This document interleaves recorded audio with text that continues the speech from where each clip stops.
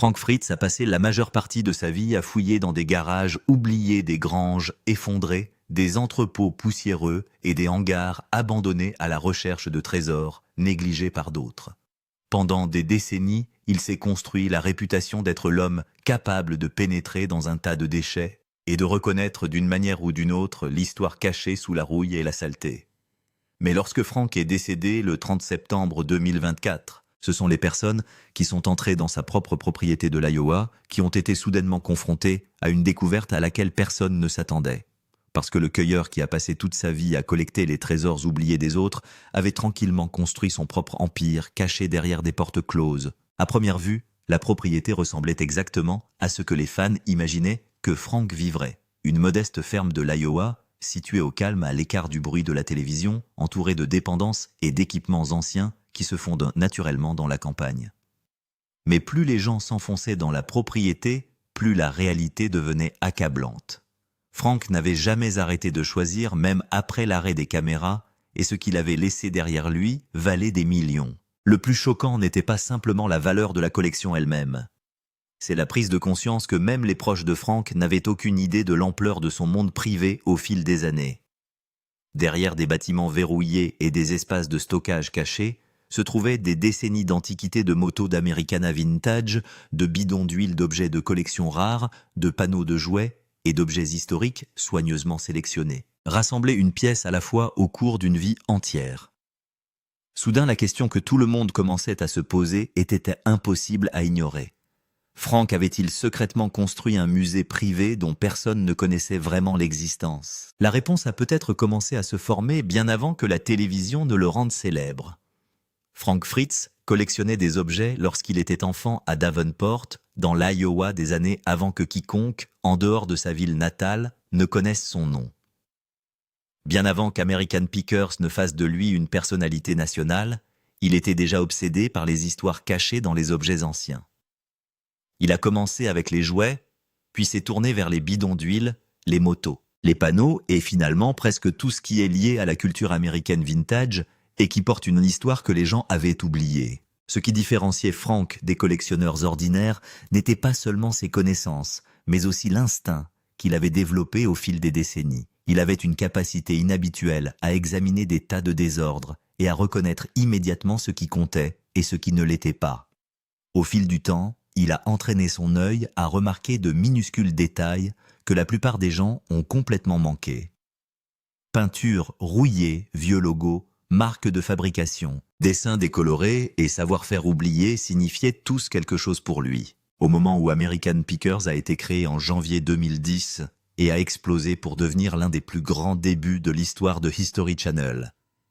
Frank était déjà un cueilleur très expérimenté avec des années de connaissances stockées dans sa tête et dans sa propriété. L'émission de télévision lui a apporté de l'argent, de la visibilité et un statut de célébrité, mais elle n'a pas créé la passion qui l'anime. Cette obsession existait déjà bien avant l'arrivée des caméras. La renommée lui a simplement donné plus de ressources pour la nourrir. En 2013, Frank a même publié un livre intitulé « Comment choisir des motos vintage » et les gens qui l'ont lu ont rapidement réalisé qu'il ne s'agissait pas d'un projet parallèle de célébrité paresseux. Le livre était détaillé, pratique et profondément éclairé par des décennies d'expérience directe. Frank ne collectionnait pas seulement les motos parce qu'elles avaient de l'air cool assises dans un entrepôt. Il comprenait la mécanique, l'histoire, la rareté et les détails cachés qui déterminaient si un vélo était ordinaire ou d'une valeur extraordinaire. Le fait qu'il ait pu rédiger un guide expert complet axé sur une catégorie étroite de collection a révélé à quel point ses connaissances étaient approfondies, et les motos ne représentaient qu'une petite partie de ce qu'il avait construit au fil du temps. Chaque pièce, bâtiment et espace de stockage de sa propriété aurait reflété le même niveau d'attention obsessionnelle. Frank n'accumulait pas des déchets au hasard. Il conservait l'histoire pièce par pièce sans jamais montrer pleinement au public l'ampleur de ce qu'il possédait. Avant que la télévision ne change sa vie, Frank a travaillé pendant 25 ans comme inspecteur des incendies dans l'Iowa. Avec le recul, ce travail l'a peut-être involontairement formé à devenir un meilleur cueilleur. Il a passé des décennies à parcourir des bâtiments, à étudier les structures, à remarquer les coins cachés et à observer les détails ignorés par les autres. Cet état d'esprit s'est finalement reflété dans sa façon d'aborder la collection elle-même. En ce qui concerne sa propre propriété, Frank a utilisé le même instinct pour créer plusieurs dépendances remplies d'objets de valeur cachés à la vue du public. Selon les documents de tutelle déposés après son accident vasculaire cérébral dévastateur en 2022, la propriété contenait de nombreuses structures débordant d'objets de collection. Même alors, l'inventaire complet n'était pas encore terminé. Les gens commençaient seulement à comprendre à quel point la collection cachée était énorme. Un détail a choqué les étrangers plus que presque tout le reste. En 2015, au plus fort de sa renommée et de sa capacité de gain, chez American Pickers. Frank a tranquillement construit un entrepôt de 3240 pieds carrés sur la propriété de l'Iowa. Ce n'était pas un garage ou un hangar surdimensionné. C'était la taille d'une sérieuse opération de stockage commercial installée tranquillement derrière une modeste ferme dans la campagne de l'Iowa, complètement hors de vue de la majeure partie du monde. À l'intérieur de cet entrepôt se trouvait une grande partie de la précieuse collection de motos de Frank, ainsi que d'innombrables autres objets de valeur qu'il préférait garder privés. Les visiteurs qui entraient occasionnellement dans la propriété auraient décrit des rangées et des rangées de motos alignées à l'intérieur comme une salle d'exposition cachée. Les estimations suggèrent que Frank possédait entre 40 et 90 vélos à différents moments, achetant, échangeant et affinant constamment la collection en fonction de ce qu'il trouvait. Ce qui rendait tout encore plus fascinant, c'était à quel point Frank restait secret à propos de son inventaire personnel. À la télévision, les téléspectateurs ont surtout vu les objets qu'il a achetés et vendus pendant le tournage. Mais de nombreux initiés pensaient que les meilleures pièces ne quittaient jamais sa possession. Au lieu de cela, Frank les a gardées discrètement pour lui constituant lentement une collection dont l'ampleur est restée cachée jusqu'à ce que sa santé s'effondre. Les dossiers déposés sous tutelle après son accident vasculaire cérébral ont offert au public un premier véritable aperçu de la vérité. La Midwest One Bank, nommée par le tribunal comme conservateur financier de Frank, l'a décrit directement comme un collectionneur bien connu, possédant de nombreuses dépendances, regorgeant de collections de valeurs. Même ce langage semblait discret compte tenu de ce que les gens ont découvert plus tard dans la propriété. Plus les fonctionnaires regardaient en profondeur, plus le domaine devenait incroyable. Après la mort de Frank, des rapports ont finalement révélé que la valeur estimée de sa succession avait atteint environ 6 millions de dollars. Pour un homme originaire d'une petite ville de l'Iowa, qui a travaillé comme inspecteur des incendies pendant des décennies et a passé une grande partie de sa vie à creuser dans des granges et des tas de ferraille, ce chiffre semblait presque surréaliste.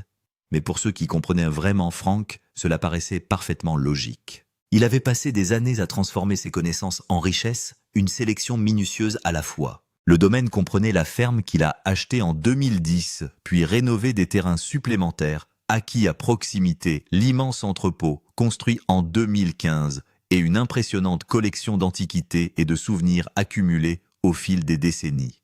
Il y avait des motos, des jouets anciens, des bidons d'huile, des pancartes vintage, des objets de collection Americana et d'innombrables pièces choisies spécifiquement parce que Frank comprenait leur valeur mieux que la plupart des habitants du pays. Au cours de sa course sur American Pickers, les rapports estimaient que Frank gagnait entre 300 000 et 500 000 dollars par saison.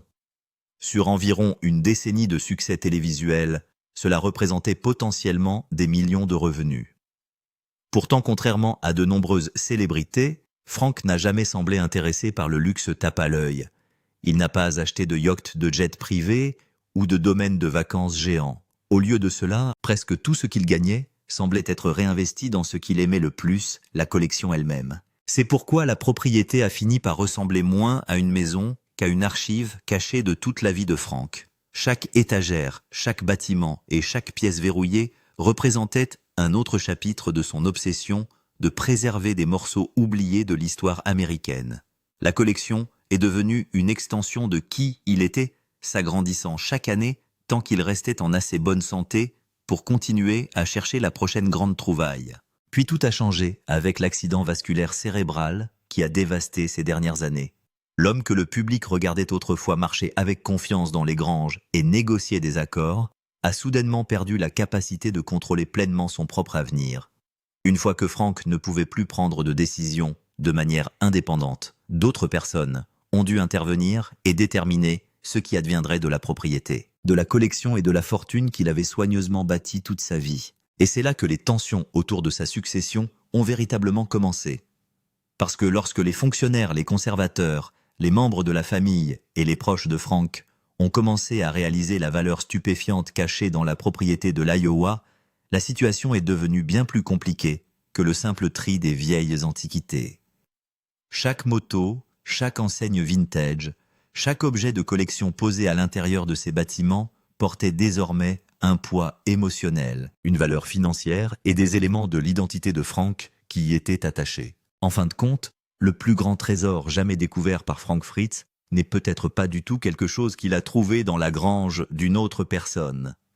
Il s'agit peut-être du monde secret qu'il s'est créé tranquillement pendant des décennies, caché derrière les murs d'une propriété tranquille de l'Iowa, où le cueilleur qui n'a jamais cessé de chercher a passé toute sa vie à s'entourer de l'histoire qu'il aimait le plus. En juillet 2022, un ami est arrivé à la ferme de Frank dans l'Iowa et l'a trouvé face contre terre et inconscient sur le sol.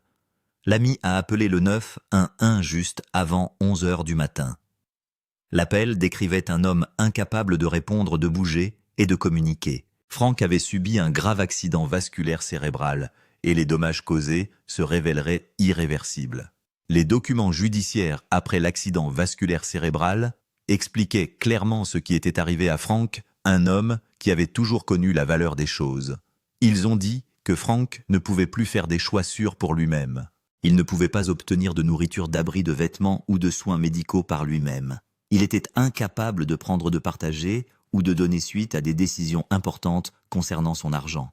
L'homme qui avait passé 30 ans à collectionner des objets de valeur ne pouvait même plus décider quoi manger au petit déjeuner. Le tribunal a mis en place une tutelle et une curatelle pour Frank. Son bon ami Chris Davis est devenu son tuteur personnel. Midwest One Bank a été choisi pour gérer son argent et s'occuper de sa succession. Après cela, Frank a traversé de nombreuses périodes difficiles avec des visites à l'hôpital, des séjours en cure de désintoxication et de courts voyages de retour chez lui, ce qui a donné de l'espoir à ses amis jusqu'à ce que le prochain problème survienne. L'homme qui voyageait facilement à travers l'Amérique ne pouvait plus gérer ses déplacements quotidiens. La brouille avec Mike Wolf aurait rendu les choses plus difficiles. Les deux hommes se connaissaient depuis leur adolescence. Ils avaient construit ensemble tout un monde commun au cours de 10 ans de télévision, puis ce monde a pris fin et ils ont cessé de se parler. Et Frank s'est retrouvé dans l'Iowa avec sa collection et ses problèmes de santé et le genre particulier de chagrin qui vient de la perte d'une amitié dont on s'attendait à ce qu'elle dure toute sa vie. Lorsque Mike a entendu parler de l'accident vasculaire cérébral, il a demandé au public de mettre de côté l'histoire qui les séparait et de simplement prier. C'était la bonne chose à faire, mais cela vous disait aussi tout sur la distance qui séparait les deux hommes avant ce moment. Mais juste au moment où il semblait que les amis les plus proches de Frank allaient réaliser ses dernières volontés, un homme que beaucoup croyaient absent depuis longtemps de sa vie s'est soudainement avancé pour tout réclamer. Le père dont personne n'avait de nouvelles. En octobre 2023, Frank Fritz a signé un testament, alors qu'il se remettait encore d'un accident vasculaire cérébral et vivait sous tutelle. Un de ses amis a décidé de jouer la sécurité et a déposé les documents auprès du tribunal plus tôt, juste pour s'assurer que tout était prêt le moment venu. Le tribunal l'a officiellement approuvé en octobre 2024, quelques semaines seulement après le décès de Frank le 30 septembre. Désormais, les rouages juridiques se tournent enfin pour déterminer qui obtient les marchandises. Rien ne vaut un bon ami comme de remplir vos documents de décès pendant que vous respirez encore, juste pour vous assurer que les avocats seront payés à temps. Toute la logique de Bill reposait sur une faille juridique classique. Si le testament était nul, la loi de l'Iowa remettrait tout au parent le plus proche. Bill se trouvait être le père, ce qui le plaçait en première ligne. Cela signifiait que la totalité de la pile de 6 millions de dollars, la ferme, l'entrepôt, et toute la horde de motos et d'antiquités atterrirait directement sur ses genoux. 30 ans de travail acharné de Frank, et chaque dollar économisé appartiendrait soudainement à Bill simplement à cause d'un lien ADN. Il n'y a rien de tel qu'une succession de plusieurs millions de dollars pour rappeler soudainement à un père à quel point il apprécie les traditions familiales et le droit des successions. Les amis qui avaient été présents tout au long de la maladie de Frank ont réagi avec fureur. Ils ont souligné que les documents de tutelle déposés en 2022 indiquaient spécifiquement que Frank n'avait aucun parent vivant avec lequel il entretenait des contacts.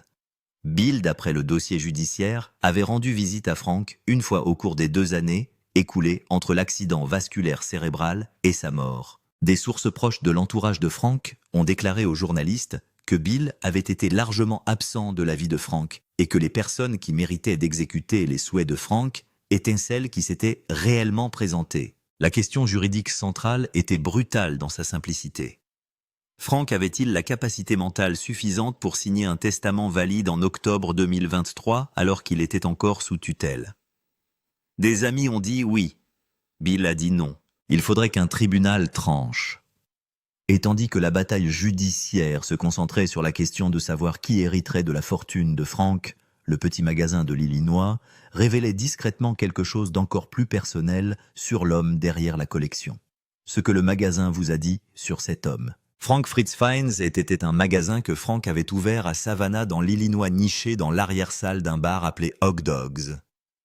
Son ami Jerry Gendreau dirigeait l'endroit qui avait vécu une 12aine de vies antérieures comme un opéra et un club social avant que Frank ne le transforme en cimetière pour de vieilles choses. Frank adorait l'histoire du bâtiment, alors il l'a rempli de déchets provenant de ses différents voyages en voiture. C'était essentiellement un moyen pour les fans de sortir de la rue et de payer pour qu'un morceau de la série soit placé sur leurs propres étagères. Frank a mentionné qu'environ 85% de ce qu'il y avait dans son magasin provenait de l'émission, mais que tout n'était pas montré devant la caméra. Les objets qui se sont retrouvés à Savannah étaient des choses que Frank avait choisi de vendre. Ils étaient assez bons pour être vendus, mais pas assez bons pour qu'il les garde. Cette différence montrait à quel point les normes de Frank étaient élevées pour sa collection personnelle dans l'Iowa. Si les articles du magasin étaient ce qu'il était autorisé à vendre, alors les choses qu'il gardait étaient bien plus spéciales. Gendreau, qui était l'ami de Frank depuis 30 ans et qui a continué à diriger l'espace après la mort de Frank, a déclaré aux journalistes qu'il prévoyait de réorganiser le magasin en l'honneur de Frank, en le remplissant potentiellement de motos et de choppers pour représenter l'homme qui aimait les vélos par-dessus tout. L'idée de construire une exposition permanente de motos au nom de Frank à l'intérieur du bâtiment qu'il avait contribué à rendre célèbre était un hommage tout à fait logique. Les motos étaient ce à quoi Frank était toujours revenu depuis la Harley de 1964 qui avait tout déclenché jusqu'aux rangées de machines stockées dans l'entrepôt de l'Iowa que personne en dehors de son entourage n'avait jamais complètement vu. Le magasin, dans ses meilleures années, avait été une fenêtre sur le monde de Frank, mais ce n'était toujours qu'une fenêtre. La vraie pièce se trouvait derrière dans l'Iowa, dans la ferme L'Entrepôt, et les dépendances que le restaurateur avait décrites comme nombreuses et pleines. Le magasin vous a montré ce que Frank était prêt à vendre. La propriété vous a montré ce que Frank ne pouvait se résoudre à abandonner quelles que soient les circonstances, peu importe le montant que quelqu'un aurait pu lui offrir en échange. Et en fin de compte, le plus grand trésor que Frank Fritz ait jamais découvert n'était pas caché dans la grange ou le garage de quelqu'un d'autre, mais dans la vie qu'il s'est tranquillement construite pièce par pièce au fil des décennies. Ce que Frank Fritz a réellement laissé derrière lui. Frank Fritz est décédé le 30 septembre 2024 dans un centre de soins palliatifs de Davenport, la ville où il était né 60 ans plus tôt. Mike Wolf était là. Une amie de longue date, Annette Oberlander, était présente. Les hommes qui avaient cessé de parler depuis des années, s'étaient retrouvés pendant la maladie de Frank et Mike, avaient été présents dans la dernière période d'une manière qui a donné à Frank quelque chose d'important. Il n'était pas seul. L'amitié qui avait construit une émission de télévision puis s'était brisée sous la pression de l'argent, de la santé et du temps, avait à la fin retrouvé le chemin de quelque chose de réel. Mike est allé sur Instagram et a qualifié Frank de rêveur à la fois sensible et drôle. Pour une fois, il ne s'agissait pas d'une fausse ligne écrite par un publiciste. C'était en fait vrai. Le côté le plus doux de Frank était toujours présent dans la série, même s'il restait caché derrière la barbe et les blagues constantes. Il n'accumulait pas seulement des objets parce qu'ils valaient de l'argent. Il les obsédait parce qu'ils appartenaient à de vraies personnes et à une véritable histoire. Il se souciait des vies attachées aux déchets avant que le temps ne les abandonne. Ce n'était pas un personnage qu'il jouait devant les caméras, c'était juste Frank. Il est assez rare qu'une star de télé-réalité ait une âme, mais Frank a apparemment réussi à en trouver une enfouie sous tout ce métal rouillé vintage. Des plans ont été annoncés pour une célébration de la vie qui comprendrait une course en moto dans la région de Quad Cities de l'Iowa et de l'Illinois, la région que Frank avait aimée et vécue toute sa vie. L'image de dizaines de motos circulant dans ces rues en l'honneur de Frank était tout à fait exacte. Il correspondait à la collection dans l'entrepôt. Elle correspondait à la Harley de 1964. Cela correspondait au livre qu'il avait écrit sur la sélection de motos vintage, aux connaissances qu'il avait accumulées pendant des décennies, et à l'amour pour les machines qui avaient motivé sa collection depuis le tout début. Ce que Frank Fritz a laissé derrière lui n'était pas un manoir au sens traditionnel du terme. C'était quelque chose de plus personnel et de plus spécifique que ça. C'était une ferme sur un acre de l'Iowa, entourée de dépendances, centrée sur un entrepôt rempli de motos et une vie de connaissances accumulées sur ce que l'Amérique avait créé, valorisé et oublié. Le conservateur qui a parcouru ces bâtiments pour la première fois après l'accident vasculaire cérébral les a décrits comme de nombreuses dépendances remplies de collections précieuses, le genre de langage que les professionnels de l'immobilier utilisent lorsqu'ils veulent être précis sans s'engager sur un nombre qu'ils n'ont pas encore vérifié. Le chiffre, quand il est arrivé, était de 6 millions de dollars. Mais la valeur de ce que Frank avait réellement construit était quelque chose qu'aucune évaluation successorale ne pouvait pleinement saisir. Frank a passé sa carrière à enseigner au public que les choses devant lesquelles la plupart des gens passent sans y jeter un second regard valent parfois la peine de s'arrêter. Que la valeur d'un objet n'est pas toujours évidente de l'extérieur. Qu'un extérieur rouillé peut cacher quelque chose d'extraordinaire. Il avait appliqué cette philosophie aux granges, aux garages et aux unités de stockage partout en Amérique, pendant une décennie, à la télévision nationale. Et puis, il l'avait appliqué tranquillement et sans fanfare sur sa propre propriété, à Davenport, Iowa, pendant 30 ans, avant que quiconque vienne voir ce qu'il avait trouvé. Frank a-t-il secrètement construit un musée privé dont personne en dehors de son monde n'a jamais entendu parler et qui mérite vraiment d'hériter de tout ce qu'il a passé sa vie à collectionner?